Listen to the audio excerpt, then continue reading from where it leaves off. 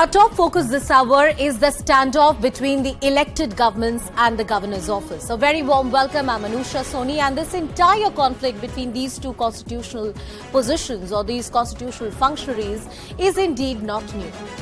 Well, the office of governor is held in much high regard, speaking from the point of view of how the constitution makers actually envisioned this position. However, many times in independent India's history, we have seen the office of the governor being used as a political tool. It's an open secret.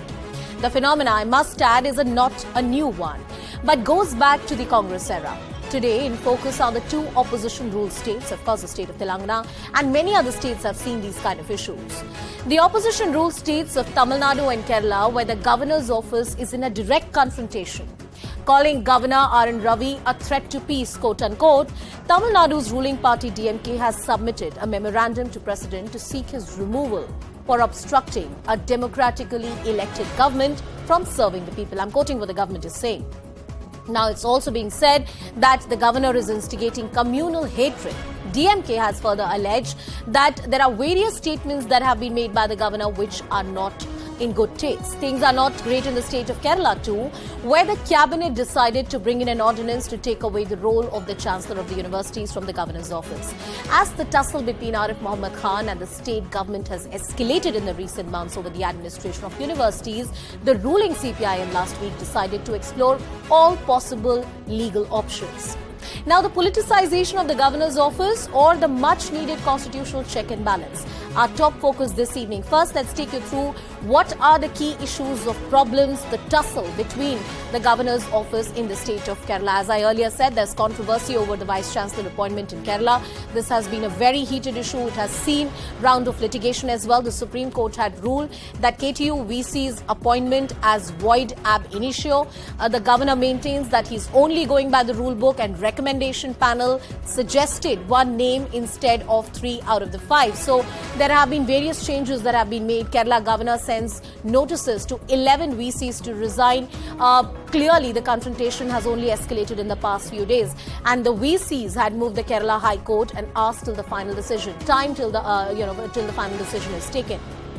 The governor has directly challenged the government to present its case for the vice-chancellors, and he says that I'm only going to act according to law. He also says that the chief minister is in some way not acting by the rule book. The chief minister has hit back and accused the governor of undue interference in the functioning of the government. And a similar allegation we have heard across different states. The governor is accused our government of regionalism, insularity, and also that these appointments are not happening according to the rule book, how they should, in a proper manner.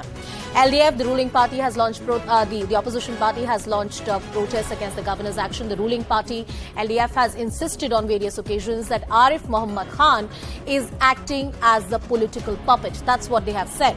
Let's now tell you the story coming in from the state of Tamil Nadu, how exactly that is really playing out. Well, here there are about 20 bills on which the governor's office is sitting. Democratically elected government has been obstructed. That's the charge that the chief minister has made. He also goes on to say that there are undue delays in assent to the bills which have been passed by the assembly. As I said, roughly 20 bills are pending. The third one attempts to excite disaffection towards the government, and this is an extraordinary move when you actually write to the president and say, look, the governor needs to be removed. Governor is not performing his primary function. He's only instigating. That is what the charge is that has been put by the DMK. And the kind of words which have been used, he is a threat to the peace and stability of the state because he is trying to subvert the decisions which have been taken by a democratically elected government. The oath of office has been violated, and he is only instigating communal hatred. So look at the kind of statements which have been exchanged. The next charge, the governor is acting against the collective will of the people, and at the heart of this entire controversy is the argument that he is only a political puppet. Conduct proves that he is unfit to hold the office of the governor. That's the submission that has been made to the president as well. I want to cut across to my colleagues who are tracking this story from the ground. Neethu Regukumar is joining us live from Thiruvananthapuram. Purnima Murli is live with us from Chennai. And Swastika Das is joining us live from Hyderabad. Good evening to all of you. Purnima, coming to you, extraordinary circumstances. The government is saying the governor is sitting on the bills. These moves do not behove the office of the governor. And the fact that they have decided to make it public, the kind of statements that have been used, only points out to the SAR relations.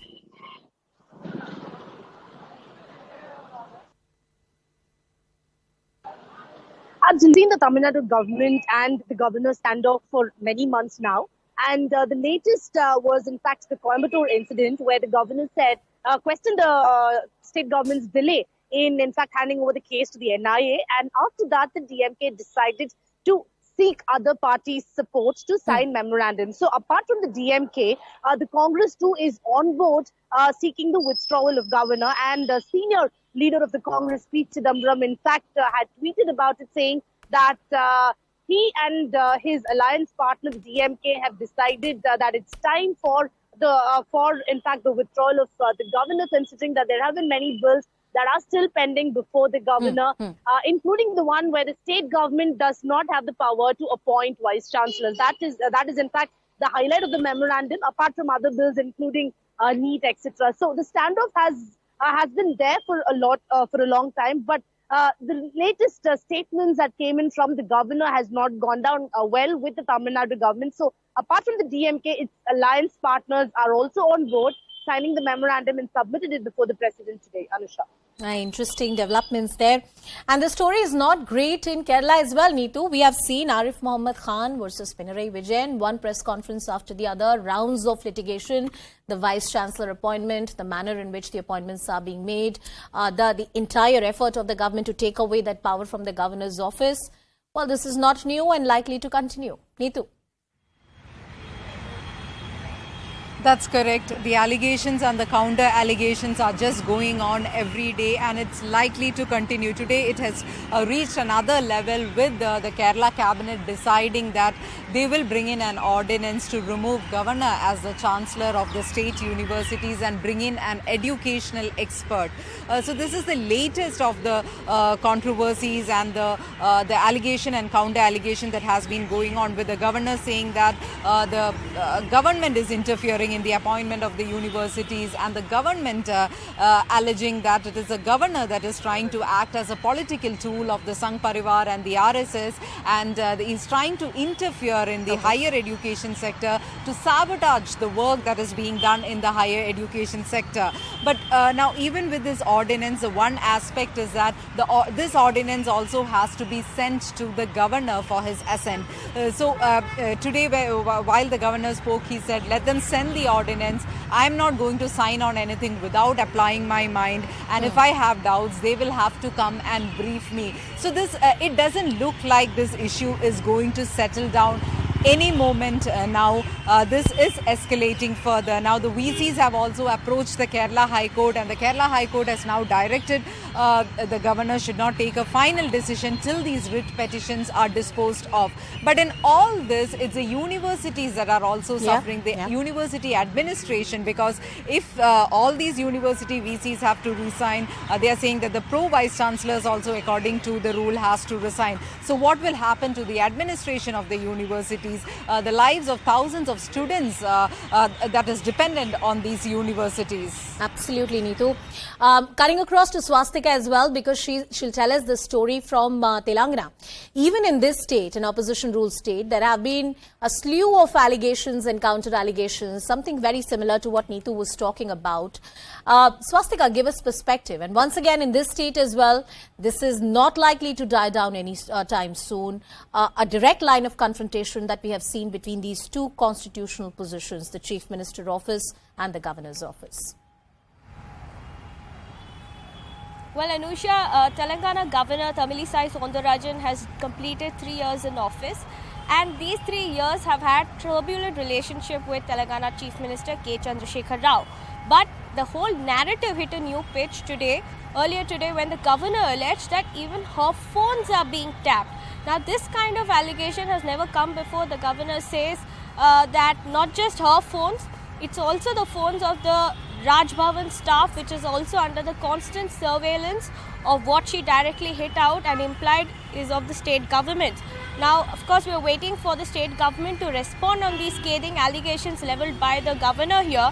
But to give you a quick background of what exactly led to this, the standoff has been there since the last 3 years of her being here as the Telangana governor. But the latest one is over the passing of bills, and this bill is the Telangana University's common recruitment bill in question. Now, this particular bill was passed in the assembly session, in the two-day assembly session that was held earlier. This bill promises to construct a new board in which the recruitment to all the colleges, the teaching and non-teaching staff would be done by this common board, unlike earlier method where it was individually done. The governor has refuted that and instead hit out at the chief minister for levelling allegations that she's sitting on the bill. But the phone tapping charges are interestingly very big allegations that she is levelled now. Yeah, phone tapping allegations, writing to the president, bringing in an audience to make sure that the governor does not have the power to control the appointments of the vice chancellors at various universities. That's the kind of standoff that we are witnessing. Swastika, Neetu and Purnima getting us all the details on that very interesting story which is unfolding. The one common thread in all this story is the kind of conflict we are seeing between the elected government of the day versus the governor's office. And mind you, these are all opposition rule states. The key question that emerges is that the governor's office is a constitutional check and balance. The other side of the argument is that the office has often been politicized in the Indian political and independent India's history. Joining us on the broadcast are our guests, Mr. Narayan Tirupati, who is the Vice President of Tamil Nadu BJP, Dr. Kalanidhi Veeraswamy, who is from the DMK, is also with us on the broadcast, Mr. Subhash Shah, who is a lawyer, and Professor Dinesh Varshney, who is a leader of the CPI, is also with us on the show. He's with us in the studio. Mr. Tirupati, I'm coming to you first. Is it fair for the governor to sit on 20 bills which have been passed by the elected government of the day? Is he trying to stop? Is it fair for the governor to stop the work of the government which has been elected by the people? That's what DMK is asking. Please respond, sir. See, it is the duty of the governor to see whether these bills are according to the constitution, according to the law or not. And it is the right of the governor to see whether these bills will serve the purpose of the public. Is it for the good for the Tamil Nadu or not? And if it is not right, he has the right to send it back with amendments. And once again, if they send it back, he has the right to withhold, and he can send it to the president. So, absolutely, he is not at fault. Absolutely, he has got the right. He is doing his duty as per constitution. So No, sir, you're right. And I said in the beginning that the Constitution provides the office of a governor as a much needed check and balance to uphold the constitutional propriety. But if the governor has a problem with the bill, he can, either reject it or accept it or suggest some changes. But if the government decides to send it back, he has to give his mandate. He has to give his assent. That's what the law of the land is. No, you are wrong. You are wrong. There is no time limit for this. I agree that there is no time limit, but the governor cannot sit indefinitely, sir. Can he? No, but see, he would have written a lot of communications, which the government has not told. Maybe they would not have said. Okay. See, that's what, even during this 16 bills, what they were referring in between, the governor office has said that we have communicated to the state government, which they have not communication. They have not replied me. That is what the governor's office. So we don't know what's happening. Just because they don't like the governor, because he talks about Sanatana Dharma, he talks about good behavior, he talks about discipline, he talks about culture, he talks about religion. This government is headmongering, and they are trying to behave in a different manner. All right, Dr. Veeraswamy, the entire things, everything that you're saying about the governor is just made up. And basically, you just don't like the tone and tenor in which the governor is talking because your government somewhere is anti-Sanatan Dharma, anti-Hindu. That's what BJP is saying. Respond to that allegation. First and foremost, I would like to make a clarification that we are not against Hindus. We are only talking about the evils, practices which are there in Hindu. If you're going to tell me that Hinduism is about sati, which was abolished in a certain period of time. If Hinduism is going to be talking about casteism, where you call some people as Dalits and you say that you are not allowed to enter into our temples, you're not supposed to enter into our streets, you're not supposed to use the same water source which is being used by everybody. We oppose these kind of discriminations. Sir, untouchability and sati, both have been outlawed in the independent India's history. I think they are done and dusted debates. I don't think anybody in today's day and age justifies these practices. Madam, if you are going to say that just because you have passed a law saying untouchability is abolished over here, if you think that it is now totally abolished in India, I will say that you will live in a fool's paradise. Because sir, murder is illegal in every country of the world, but still it doesn't stop. The point is that the law should call a spade, and that has happened in this country. That's all I'm saying. Yeah, no, the law, you can have the people who hold the law in their hands, who are in power, are people who are not truly following the law in letter and spirit.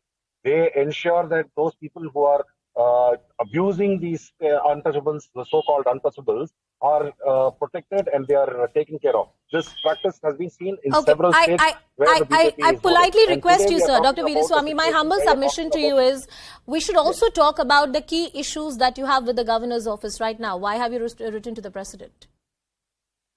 No, we have written to the president because several instances where he has made inflicting or very, you would call it as dangerous statements, we have given clarifications for whatever he has said. What are the dangerous statements we're talking about? People calling them as Harijans.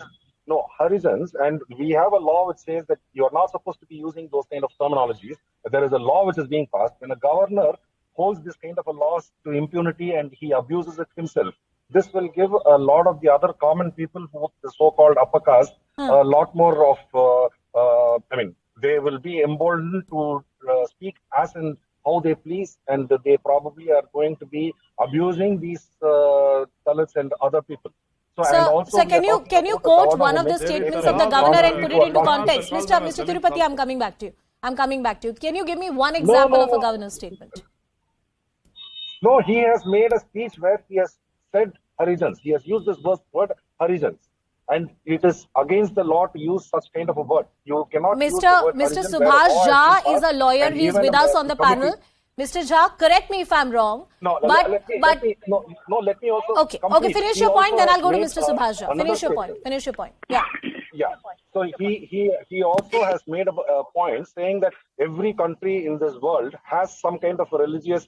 They are all religiously attached, and failing to understand that there are more than 130 countries out of the UN Charter of 190 odd countries, where majority of them are secular, and so is India. And he goes out and makes a very contradictory statement stating that India is also one of the countries which has to have a kind of religious identity. It is totally against the country's constitution, where we talk about secularism. And I want to bring in Mr. Subhash Jha into the discussion. Mr. Subhash Jha, I think what Mr. Veeraswamy is arguing are stark differences of opinion that exist between the governor's office and the elected government of the day's ideology. I don't think there is anything illegal per se in the statement of the governor. Correct me if I'm wrong, Mr. Jha. Well, you're absolutely right. Now, let me first of all deal with the issue of Harijan. Yes, please do. Now, the word Harijan was coined for the first time, if I mistake not, was by none other than Mahatma Gandhi. Mahatma Gandhi. Yes. Mahatma Gandhi. The children, the people of God, that's what it means. He would refer them to Harijan. Yes. He would refer them to Harijan. So there is nothing wrong in referring a person to Harijan. Hari is what? Hari is Bhagwan. Hari. And Jan means log. So बहुत लोगों को मिलकर वो हरिजन का शब्द कहा उन्होंने. So there is nothing wrong in using the expression Harijan. Now coming back to the controversy. Now I've been going through before coming to your channel, going through the media reports. To use the word Harijan? So it's not illegal to use the word Harijan. Absolutely, absolutely. There is nothing wrong in using it. It's not, sir. Where do you get it? I say it with full responsibility. It's not. No. Absolutely, there is nothing wrong in using the word Harijan. It is certainly not a derogatory language. We have in our country, only the Dalits are Harijans, and all other caste people are not Harijans. They are not children of God. Please try to Okay, Dr. Veeraswamy, I respect the fact that you have a position on this. I respect the fact that you have a position. I'll come back to you. Mr. Jha, make your argument, and then I want to bring in Professor Varshney also into the discussion. See, I would like to, at the very outset, I would like to make a few submissions. Look at the language and the tenor in which these expressions have been used against the none other than the constitutional functionary, who is head of the constitutional functionary, so far as the state is concerned. He is appointed by the President of India. he has certain powers, he has certain duties as well. He is supposed to be guided by the Council of Ministers on their advice. But then Article 163, subclause 1 gives him discretion. And that discretion, the use of expression discretion in Article subclause 1 and subclause 2 makes it very clear that he's not supposed to be the post office. He's not supposed to be a postman. But can he sit indefinitely? But can he sit indefinitely is my question.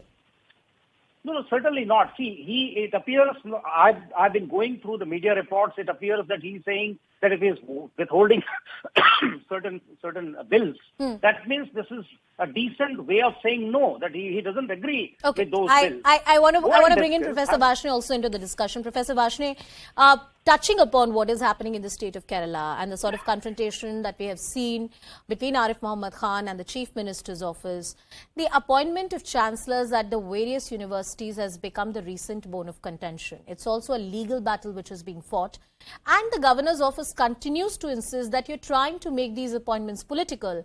I'm just doing my job. I'm just ensuring that there is propriety in appointments. Professor Varshney. First of all, let me, Anusha, tell you one thing. Yes. I would like to ask a question to Mr. Tirupati as well as Subhash Jha Sahab. Ji. Is the appointment of the governor is non-political? It is political. They have been appointed from the political ideology, particular political ideology. And I would like to know why only the governors of the opposition ruled states have problems with the government. Do you mean to say that everything is all right in Madhya Pradesh? That does not mean that I am supporting that there should be no wrong allowed in any Kerala or Tamil Nadu or Telangana or any other opposition ruled state. But I would like to know, obviously, is the governor is the elected government if he is under the constitution oath, or the elected government is the larger democratic process? Are we a federal government, or are we have a federal character of the nation or not? We are a federal character of the nation. Hence, the elected government should always have an upper hand in every policy matters of the country. Every policy matter of the state, So, hence, if the state should have the powers, not the governor only. Governor is only an advisory role. It is, if governor has certain obligation under the constitution, similarly, elected government of state also have the obligation under the oath of the Constitution of India to run the state or Professor Varshney, I'm not denying for a moment that, you know, the appointment of governors is political in nature in many ways. Nobody is denying that political reality in this country. But that being said, our own President, Draupadi Murmu, has a wonderful record that she as the governor stood for the rights of various underprivileged people in this country. She sent back certain bills which were not good for the Adivasis. The governor's office, all said and done, despite its politics, is also expected to play a role which is about constitutional checks and balances and the propriety of the elected government of the day to ensure that. Look, the governor under the discretion rule which Mr. Subhash Jha says, the Supreme Court itself has said in its judgment on the same issue that the discretion cannot be used arbitrarily. It has been done away by many times, struck down by the governor orders by many times by the highest court of the land. Yeah. Similarly, the elected government of the state, the respective state, has got a right to defend the feelings and aspirations of the people in the right direction. The governor cannot say that such and such should be the vice chancellor. I will not allow this person to be vice chancellor. Do you know who is the real scholar? Are you the subject expert? The people have been appointed as per the recommendation of the subject expert committee, the search committee. There is an autonomous status of the university. So you made a very interesting point. You said that, you know, we have to accept that the appointment of governors in this country is a political proposition. It happens. It's a political thought. The appointment in universities are also often politicized. We should accept that also openly. No, it is not politicized. For example, look. I am a leader of the CPI since my student days. But when I was selected as a professor in the University of Delhi, I have faced this selection test. I have faced the selection committee. I have done my research. I have cleared all the tests. I became a topper. So these are the philosophies. Okay. That does not mean. So you cannot compel the government of Kerala or Tamil Nadu or anything. As far as Harijan word is concerned, you see, in which century or which year Gandhiji used the term of Harijan and what now we do say. Sure. Sure. So there is a difference. I appreciate the sensitivity of the matter. I'm only trying to make the point that it's not illegal or criminal in this country to use that word. Mr. Narayan Tirupati, I'm coming back to you. It's a fair point which is being raised by Mr. Varshney, that the appointment of governors is done by the union government. It's a political appointment. Most of them are politicians which have held positions within the party sometimes. Most of the times, I would rather say. Why is it that only the opposition ruled states are having a problem if the center is not interfering? That's what the opposition parties are asking you, sir. Fine. See, if that is the case, whether Ms. Tamilisai Soundararajan, she was my president, before 3 years, she was my president of Bharatiya Janata Party.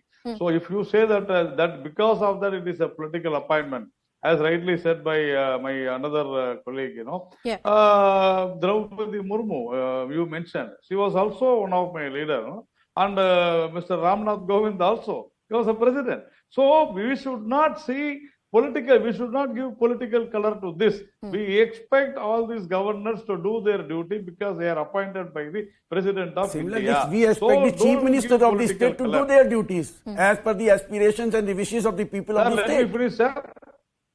They will do their duty as per the Constitution of India. So they are also a Chief Minister under the Constitution of India, elected Chief Minister of the Constitution of India. Governor is not the elected Chief Minister of the country, of the state. He is a nominated member. He has been appointed by the government. Professor Varshney, let him respond. Yeah, they have not violated anything. See, when other states are very peaceful, why the opposition ruled states, you have a problem with the governor? Mr. Tirupati, now there is an opinion throughout the country that these type of governor, the post of the governor must be abolished. It was all right, Professor either in jail or in bail. You need to understand this. In the last 30 years... Mr. Tirupati, here's a pointed question. See, I get the point that the governor's office is a very coveted position.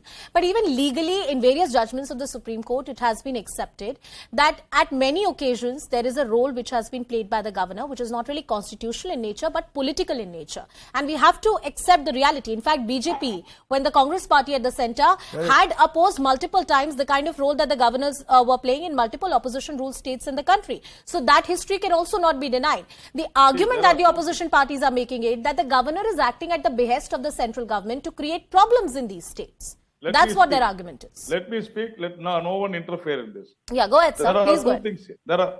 There are two things here. Number one, the appointment of vice chancellors. I will tell you, in the last 20-30 years, at least most of the vice chancellors appointed by the old system through the government or by the pressure of the government, most of the vice chancellors are either in jail or in bail in Tamil Nadu, the universities. Then came our Banwarilal Purohit, and he has made everything right. That is the reason they are not able to appoint their own people into as the vice chancellor. Mr. Tirupati, you've made your point. I'm very short of time. I want to give last 30 seconds to Dr. Veeraswamy as well. Dr. Veeraswamy, the argument is that a lot of decisions which are being taken by the state government are only happening because of not happening with the due process of law. They're happening because of political compulsions. And I might add there that just because you ideologically disagree with the governor or the ideology that he comes from, that doesn't make him or his job unconstitutional. See, we are not saying that it is unconstitutional. It is only unconstitutional to be abusing the power that you are holding. So when you make derogatory statements about TV, and also you were saying that it is illegal, I would like to tell you that a bench of Justices R.K. Agarwal and Ashok Bhushan, in a case, they have made an observation saying the use of the word Harijan, Dhoti, etc. is calling Dalit is also unconstitutional, sir. As words of insult. Sir, I did not interrupt you when you were speaking. Please, Dr. Veeraswamy, go ahead. We have very little time. Dr. Veeraswamy, go ahead. Dr. Veeraswamy, go ahead.